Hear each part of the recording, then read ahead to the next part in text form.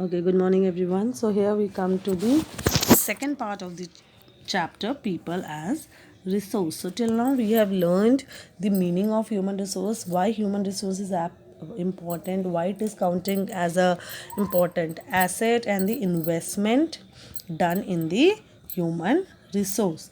Now the quality of population है ना कि जो हमने लास्ट टॉपिक में भी पढ़ा कि क्वालिटी ऑफ पॉपुलेशन डिसाइड करता है किसी भी कंट्री में कि ह्यूमन रिसोर्स कितना यूज़फुल है या नहीं है. So basically quality of population किन चीज़ों पे डिपेंड करता है? लिटरेसी रेट यानी education, health that is medical care, और हेल्थ कैसे पता चलती है? Life expectancy and skill formation. Yes, so तीन चीज़ों की बात हो रही है यहाँ पे, literacy, health and skill. These are the three thing that actually decide the quality of population. The quality of population ultimately decides the growth rate of any country. Illiterate and unhealthy population are a liability for a country. Liability यानी देखो, liability और asset is a economical word. Liability means कर्ज और asset means property. आप ऐसे समझो कि ये मेरा asset है यानी मेरी property है. तो illiterate और unhealthy जो people हैं वो actually किसी country के लिए एक लाइबिलिटी की तरह है. वहीं पे literate and healthy population are an asset. Now we will discuss the term education in detail कि what role actually education play. अब देखो यहाँ पे वही शाकाल और विलास की स्टोरी अगर हम डिस्कस करें. शाकाल की स्टोरी में हमने देखा कि एजुकेशन उसको इनिशियल ईयर में अच्छी मिली है ना, उसे समझ में आया, तो अल्टीमेटली उसको लेटर ईयर्स में जब वो बड़ा हो गया तो क्या हुआ, उसे एक गुड जॉब और एक अच्छी salary. So we have seen the education was a important input in the growth of the शाकाल, एंड उस एजुकेशन की ही वजह से उसकी लाइफ में चेंजेस आए. यस, एंड वो अपने आप को लाइफ को इम्प्रूव कर पाया, एक अच्छी पोजीशन लाइफ में पा पाया. यस, नॉट ओनली साकार बट ये एक नॉर्मल सोसाइटी की टेंडेंसी है कि अगर हमें नेशनल इनकम या फिर कल्चरल रिचनेस या फिर एफिशिएंसी बढ़ानी है सोसाइटी की, a society has to invest in the education. See this is a literacy rate in India. अब देखो हमने मेन और वुमेन के ऊपर भी डिस्कस किया था, तो यू कैन सी कि इन टोटल है ना, मतलब ये मेल क्या है और ये वुमेन का, व्हाट वाज द डिफरेंस है ना, कितने मतलब कंपैरिजन हम करें, बट देखो टाइम बाय टाइम ये जो डिफरेंस है ये मेल और वुमेन के लिटरेसी रेट का, ये अल्टीमेटली कम होता गया और आज भी और कम है. यस,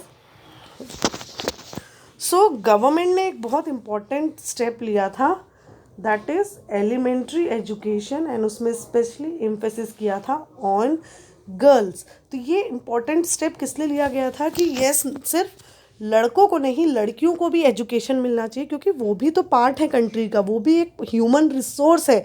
यस, और जैसे कल्पना चावला या फिर और बहुत बड़े बड़े नाम हैं हमारे पास लेडीज़ में जिन्होंने बहुत ज़्यादा एक प्रोडक्टिविटी लेवल या फिर आप कह सकते हैं कंट्री का नाम आगे बढ़ाया है. यस, अपनी फैमिली का नाम आगे बढ़ाया है. सो ये एक एलिमेंट्री एजुकेशन. वैसे आप बात करोगे जैसे नवोदया स्कूल्स हैं तो उन्होंने कई सारे वोकेशनल स्ट्रीम्स क्या होते हैं यानी हॉबी बेस्ड स्ट्रीम्स होते हैं है ना, वो सारी चीज़ें ऐड की ताकि जो एक पर्टिकुलर हॉबी में कोई एक नॉलेज और स्किल बच्चा अप्लाई कर सके.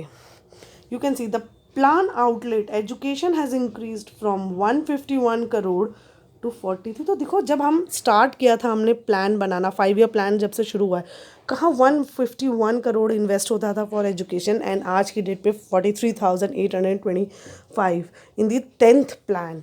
यस, सो गवर्नमेंट को भी पता है कि क्या करना है और कितना इम्पॉर्टेंट है एजुकेशन, इसलिए गवर्नमेंट ने भी एक बहुत बड़ा पार्ट गवर्नमेंट ऐड करती है, इन्वेस्ट करती है एजुकेशन में। जैसे आपको पता होगा अभी रिसेंटली बहुत सारे चेंजेस हुए हैं हमारे एजुकेशन पॉलिसी में। यस, कि क्राइटेरिया चेंज हुआ है। जैसे ग्रेजुएशन लेवल पे पहले था कि ग्रेजुएशन डिग्री चाहिए तो 3 साल कंटिन्यू में करना है। किसी ने किसी वजह से अगर 20 साल बीच में छोड़ दिया, 1 साल या 2 साल करके, तो उसके वो साल वेस्ट हो जाते थे। बट अब न्यू एजुकेशन पॉलिसी के थ्रू जो भी अप्लाई होगा इन फ्यूचर, यस, उसके थ्रू कि अगर आपने 1 साल भी किया है तो आपका डिप्लोमा, सो आपका कोई साल भी आपका वेस्ट नहीं जाएगा। यस, फिर एक और पॉइंट इसमें डिस्कस करने वाला है कि literacy among male is nearly about 50% higher than females, as about the country 50% higher in urban areas compare to rural areas. Yes, फिर see the primary school system has expanded to 5 lakh villages. Yes, and schooling and high drop out rates. फिर एक और plan जो government ने input किया, that was the Sarva Shiksha Abhiyan. That now this is a significant step towards the providing elementary education to all children by the age group of 6 to 14। Yes, so this was the Sarva Shiksha Abhiyan एक government ने शुरू किया इन दी 2010, है ना। And partnership की central government ने step लिया, उसके बाद स्टेट और लोकल गवर्नमेंट को कहा। यस, एंड इसका एक यूनिवर्सलाइजेशन कर दिया for the elementary education. And इसके साथ ही एक मिड डे मील स्कीम है, यस, जो गवर्नमेंट ने लॉन्च की। फिर बैक टू स्कूल कैंप्स। अब बैक टू स्कूल कैंप क्या है कि उन ओल्ड एज पीपल के लिए जिन्होंने स्कूल छोड़ चुका था या फिर, है ना, तो बैक टू स्कूल कैंप्स लगते थे विलेजेस में, ताकि ये लोग जो ओल्ड एज हैं या फिर जो बड़े हैं, है ना, उनको एक बेसिक नॉलेज या बेसिक नेसेसिटी जितनी एक आनी चाहिए उतना पढ़ाया जाए। सो इन सारे पॉलिसीज़ का मेन मकसद क्या था कि लिटरेट पॉपुलेशन ऑफ इंडिया, ताकि हम ज़्यादा से ज़्यादा लिटरेट पॉपुलेशन हो इंडिया में। क्योंकि अभी हमने क्या देखा कि literate population is an asset whereas illiterate one are the liability. Yes, so the 10th plan endeavored to increase the enrollment to higher education of the 18 to 23 year age group from the present 6% to 9% by the end of the plan period. The strategy focuses on increasing access, quality adoption of states, specific curriculum modification, vocationalization, and working on the use of information technology. The plan also focus on distant education, convergence of formal and non-formal distance। और सो देखो 10th year plan आते आते, yes, सिर्फ elementary नहीं, higher education पे भी government ध्यान देने लगी। फिर फॉर्मल नहीं, नॉन फॉर्मल तरीके के जो एजुकेशन, नॉन फॉर्मल क्या होगी, जो वोकेशनल कोर्सेज होते हैं, जो डिप्लोमा डिग्रीज होती हैं, है ना। फिर आईटी एजुकेशन को भी इम्पोर्टेंट देने लगे।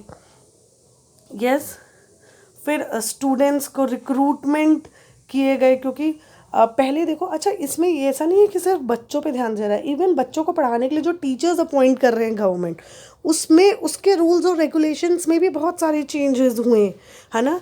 कि क्योंकि क्वालिफाइड टीचर होंगे तभी वो क्वालिफाइड स्टूडेंट क्रिएट कर सकते हैं, है ना, बेस्ट निकाल सकते हैं। सो बेस्ट टीचर मिले बच्चों को, इसके लिए भी बहुत सारे रिक्रूटमेंट के मेथड्स बदले।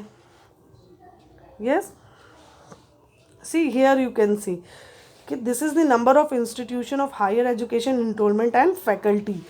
so ये एक है कि कैसे ईयर बाय ईयर कॉलेजेस बढ़े, यूनिवर्सिटीज़ बढ़े, स्टूडेंट्स के साथ साथ एक फैकल्टी के नंबर्स यानी टीचर्स के नंबर भी हर साल नए recruitment with the higher qualification को इंट्रोड्यूस किया गया। yes, so this is we have seen the why education is very important in our day-to-day life, and as to improve the quality of population, what role education exactly face. So in the next video we will discuss the topic health.